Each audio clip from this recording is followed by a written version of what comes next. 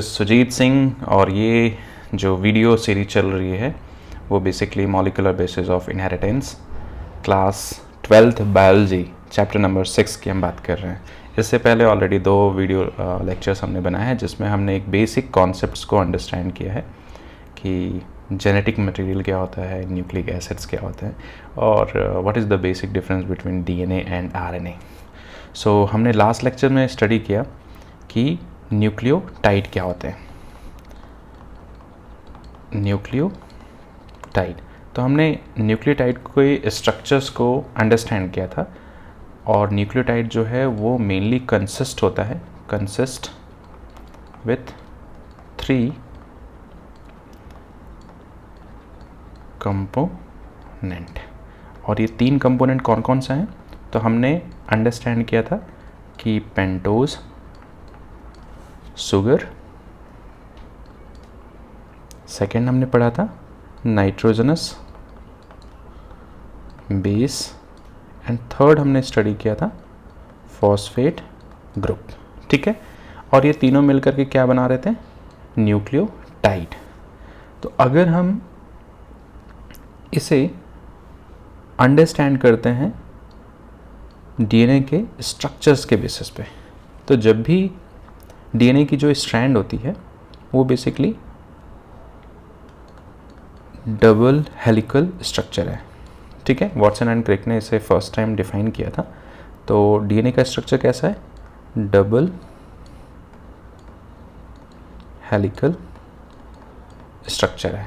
ठीक है, तो अगर हम बात करते हैं कि डीएनए का स्ट्रक्चर्स कैसा है, तो हमने अंडरस्टैंड किया कि डीएनए का स्ट्रक्चर कैसा है, डबल हेलिकल स्ट्रक्चर। अगर स्ट्रक्चर्स को हम ड्रॉ करते हैं फॉर एग्जांपल, तो हम ये देखेंगे कि डीएनए 2 स्ट्रैंड्स से मिलकर के बना होता है, पहली चीज़ तो एक, और ये दोनों स्ट्रैंड आपस में हाइड्रोजन बॉन्ड के थ्रू कनेक्टेड होती हैं। ठीक है, तो ये क्या है, एक तरह की डीएनए। और यहाँ पर स्ट्रक्चर हमने कैसा बनाया है, हमने डीएनए का जो स्ट्रक्चर्स बनाया है वो कैसा है, लीनियर है। तो डीएनए का स्ट्रक्चर कैसा है, लीनियर है। डीएनए की जो 2 स्ट्रैंड है, अगर उसको हम पोलैरिटी, एक स्ट्रैंड की पोलैरिटी क्या है, तो 3' to 5', और दूसरे स्ट्रैंड की पोलैरिटी क्या है, 5' to 3'। तो डीएनए की जो दोनों स्ट्रैंड है, दोनों स्ट्रैंड की जो पोलैरिटी है वो हमेशा ऑपोजिट स्ट्रैंड्स के फॉर्म में होती है। ठीक है, एक चीज़ तो क्लियर हो गया। तो अगर हम इस डीएनए में न्यूक्लियोटाइड के स्ट्रक्चर्स को देखें, तो जहाँ पर ये हाइड्रोजन बॉन्ड एक दूसरे से कनेक्टेड है, इसी को हम क्या बोल रहे हैं, न्यूक्लियोटाइड। इसी को हम क्या बोल रहे हैं, न्यूक्लियोटाइड। तो ये जो रेड कलर के हाईलाइटेड डॉटेड स्ट्रक्चर्स हैं, ये बेसिकली क्या हैं, न्यूक्लियोटाइड। ये चीज़ तो क्लियर हो रहा सभी को। तो ये न्यूक्लियोटाइड है। तो अगर हम इसको अंडरस्टैंड करते हैं तो न्यूक्लियोटाइड है, न्यूक्लियोटाइड। तो ध्यान देने वाली बात यह है कि अगर हम डीएनए की एक strand, suppose 3' to upper strand को अगर हम बात करते हैं 3' to 5', तो ये जो दोनों न्यूक्लियोटाइड्स के बीच में बॉन्ड प्रेजेंट है, इसी बॉन्ड को हम बोलते हैं फॉस्फोडाइस्टर बॉन्ड। ठीक है, तो फॉस्फोडाइस्टर बॉन्ड वो बॉन्ड है जब 2 न्यूक्लियोटाइड एक ही स्ट्रैंड्स पे प्रेजेंट होते हैं और उनके बीच में बॉन्ड जो है, उस बॉन्ड को हम बोलते हैं फॉस्फोडाइस्टर बॉन्ड। इस बॉन्ड को हम स्ट्रक्चर लेवल पे अंडरस्टैंड करेंगे कि ये बॉन्ड कैसे 2 न्यूक्लियोटाइड्स के बीच में फॉर्म होता है। और अगर यहीं पे हम बात करते हैं कि if the two nucleotides are present in 2 different strands of DNA, that bond is called as hydrogen bond। तो अगर हम इसे थोड़ा सा डिटेल में और देख लेते हैं, तो यहाँ पर हमने 2 तरह की बॉन्ड्स के बारे में स्टडी किया है। एक बॉन्ड को हमने बोला फॉस्फो डायस्टर बॉन्ड, और दूसरे एक बॉन्ड को हमने बोला हाइड्रोजन बॉन्ड। तो फॉस्फोडाइस्टर बॉन्ड वो बॉन्ड होता है जब दो nucleotide, if both the nucleotide present on same strand of DNA, that bond called as phosphodiester bond। ये बात तो क्लियर है। if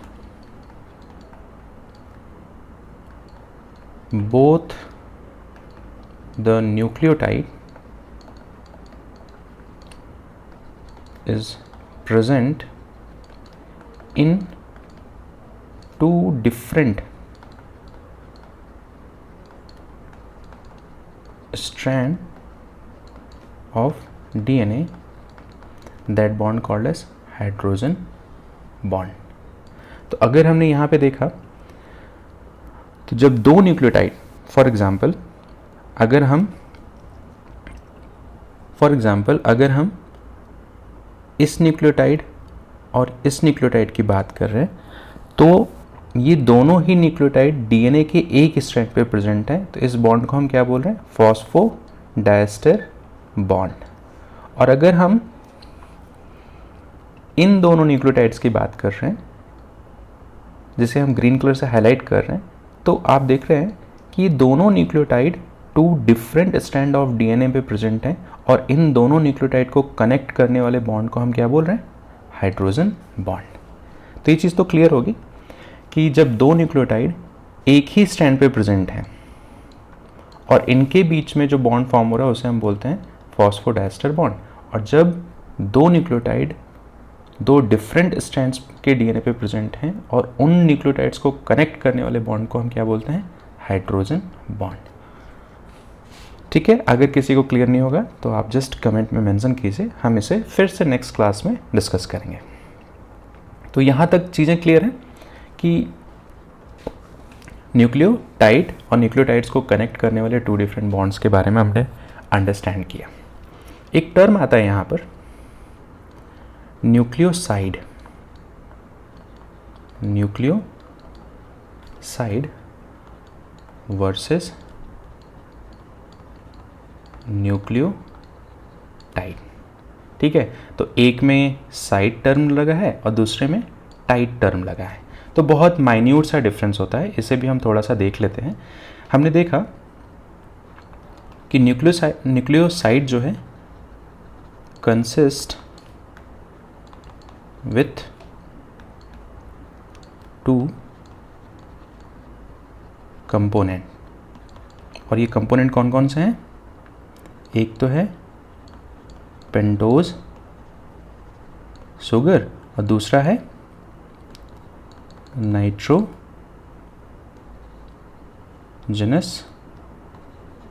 base. तो इन दोनों कंपाउंड से मिल करके जो सब्सटेंस बनता है उसे हम बोलते हैं न्यूक्लियोसाइड। और इसी में अगर हम बात करते हैं कि न्यूक्लियोटाइड क्या है, तो न्यूक्लियोसाइड प्लस फॉस्फेट ग्रुप, तो इस कंपाउंड को हम बोलते हैं कॉल्ड एज न्यूक्लियोटाइड। और न्यूक्लियोटाइड एक तरह का क्या है? यूनिट है। बेसिक यूनिट किसका है? It is a basic unit of nucleic acid. ठीक है, ये चीज़ क्लियर है सभी को? देखिए, एक टर्म आता है, क्योंकि हम मॉलिक्यूलर बेसिस ऑफ इनहेरिटेंस के बारे में स्टडी कर रहे हैं, तो यहाँ पर हम किसी भी सेल के जेनेटिक मटेरियल की बात करेंगे। तो एक टर्म आता है, हम इसे पहले क्लियर कर देते हैं। जीनोम। ठीक है। तो जीनोम बेसिकली, इसको हम अगर डिफाइन करें तो the total number of gene present in a living organism, या अगर हम सेल के रिस्पेक्ट में बात करें तो किसी भी एक सेल के अंदर कितने नंबर ऑफ जीन्स प्रेजेंट हैं, that is called as genome. ये बात तो क्लियर है। तो अगर हम बात करते हैं, सपोज कि अगर हम किसी सेल की बात करते हैं, ठीक है, तो सेल के अंदर क्या प्रेजेंट होता है, जेनेटिक मटेरियल, ठीक है, या आप बोल सकते हैं कि उस सेल का जीनोम क्या है, ठीक है। तो जो जेनेटिक मटेरियल है इसका मोस्ट कॉमन फॉर्म क्या है, मोस्ट कॉमन फॉर्म क्या है, most common form is DNA. ये चीज़ तो बहुत सिंपल है, ये मैंने फर्स्ट क्लास में डिस्कस किया था। तो अगर हम इसको अंडरस्टैंड करें,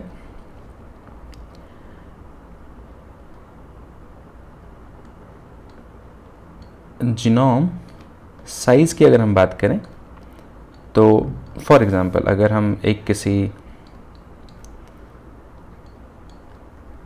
बैक्टीरिया की बात करें, E coli for example, E coli, Escherichia coli, और अगर हम यहाँ पर यूकैरियोट मीन्स एक एनिमल की बात करें, ह्यूमन की बात करते हैं, तो ह्यूमन एक ऐसा ऑर्गेनिज्म है, डाइप्लॉइड ऑर्गेनिज्म है। तो अगर कोई आपसे पूछे कि ई कोलाई में कितने नंबर ऑफ जीन्स प्रेजेंट हैं, या आपको अगर कोई पूछे कि जीनोम साइज़ क्या है ई कोलाई का, तो आप उसे बता सकते हैं कि जो ई कोलाई का जो जीनोम साइज़ है वो 4.6 × 10⁶ बेस पेयर है। कितना है ई कोलाई का जीनोम साइज़, कितना है 4.6 × 10⁶ बेस पेयर। जीनोम साइज़ का जो बेसिक यूनिट है वो उसे हम बेस पेयर में रिप्रेजेंट करते हैं। और उसी तरीके से अगर हम ह्यूमन की बात करें तो ह्यूमन का जो जीनोम साइज़ है 6.6 × 10⁹ बेस पेयर क्या है, जीनोम साइज़ है। तो एक चीज़ तो क्लियर हो गया कि जीनोम क्या होता है, the total number of gene present in living organism, that is called as genome of that organism और दैट सेल्स। यहाँ पर एग्जांपल्स के तौर पे हमने बात किया बैक्टीरिया और ह्यूमन के केस में। एक छोटा सा इंपॉर्टेंट कॉन्सेप्ट और मैं बता देता हूँ। हमने अंडरस्टैंड किया न्यूक्लिक एसिड, और न्यूक्लिक एसिड्स के जो टाइप हैं, यहाँ पर हमने पढ़ा डीएनए और हमने पढ़ा आरएनए। तो अगर डीएनए की केस में अगर हम बात करते हैं कि सपोज एक डीएनए डबल स्ट्रैंडेड डीएनए है और इसके बीच में क्या है, हाइड्रोजन बॉन्ड है, ठीक है। ये स्ट्रैंड जो है 3' to 5' है, तो दूसरी स्ट्रैंड हमेशा ऑपोजिट स्ट्रैंड के फॉर्म में होती है, तो इसकी पोलैरिटी होगी 5' to 3'। ये ऐसा क्यों होता है ये भी हम अभी आपको डिस्कस करेंगे स्ट्रक्चर्स को देख करके। तो अगर हम इसको डिटेल में देखें कि सपोज इस न्यूक्लियोटाइड की अगर हम बात करें तो ये अगर न्यूक्लियोटाइड ए है मीन्स एडेनिन नाइट्रोजनस बेस है, तो हमेशा ए किससे पेयर करता है, थाइमीन से। अगर ये ग्वानिन है तो ये हमेशा किससे पेयर करता है, साइटोसिन से। इसी तरीके से अगर ये साइटोसिन है तो ये आपका ग्वानिन होगा, ये थाइमीन है तो ये एडेनिन होगा, और अगर ये साइटोसिन है तो ये ग्वानिन होगा। तो एक जनरल सा हमेशा आप ध्यान रखना कि नाइट्रोजनस बेस के बारे में हमने पढ़ा, और नाइट्रोजनस बेस हमेशा या तो प्यूरिन के फॉर्म में प्रेजेंट होंगे या तो पैरामिडिन के फॉर्म में प्रेजेंट होंगे।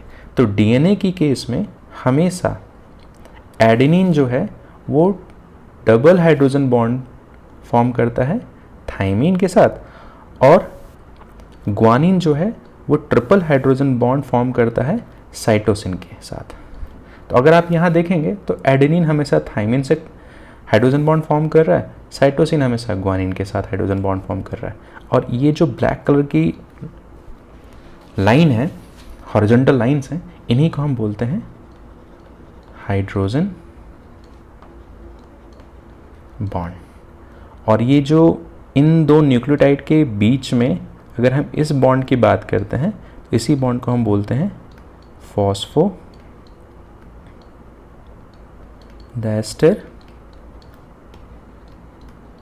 बॉन्ड। और इसे हम बोलते हैं न्यूक्लियोटाइड। इसे हम क्या बोल रहे हैं, एक डॉट को हम क्या बोल रहे हैं, न्यूक्लियोटाइड। और अगर हम आरएनए की केस में बात करेंगे तो आरएनए में आप हमेशा ध्यान देना कि एडेनिन जो है, क्योंकि आरएनए की केस में थाइमिन नाइट्रोजनस बेस एब्सेंट होता है और थाइमिन की जगह क्या आता है, तो यूरासिल आता है। यूरासिल नाइट्रोजनस बेस सिर्फ और सिर्फ आरएनए की केस में ही प्रेजेंट होता है, यूरासिल डीएनए में प्रेजेंट नहीं होता है। ग्वानिन जो है हमेशा साइटोसिन से हाइड्रोजन बॉन्ड फॉर्म करेंगे। तो डीएनए जो है डबल स्ट्रैंडेड होता है, आरएनए जो है वो सिंगल स्ट्रैंड होता है। तो सपोज अगर ये 5 प्राइम टू 3 प्राइम है तो इसमें जगह जगह आपके क्या प्रेजेंट होंगे, न्यूक्लियोटाइड प्रेजेंट होंगे। क्या प्रेजेंट होंगे, न्यूक्लियोटाइड प्रेजेंट होंगे, जो ब्लू कलर से। तो सपोज ये ए प्रेजेंट है, ये ग्वानिन प्रेजेंट है, ये साइटोसिन प्रेजेंट है, ये यूरासिल प्रेजेंट है। ठीक है, तो आरएनए जो है वो सिंगल स्ट्रैंडेड होता है और डीएनए जो है वो डबल स्ट्रैंडेड फॉर्म में प्रेजेंट होता है। यहाँ तक किसी को अगर कोई दिक्कत है तो आप कमेंट करके अपनी चीज़ों को क्लियर कर सकते हैं। इस वीडियो लेक्चर सीरीज़ को आप अपने फ्रेंड्स, अपने फैमिली मेम्बर, अपने जूनियर्स, अपने सीनियर्स सभी के साथ शेयर कीजिए ताकि सभी को बेनिफिट हो इन लेक्चर सीरीज़ की हेल्प से। Thank you very much for your valuable time. Thank you.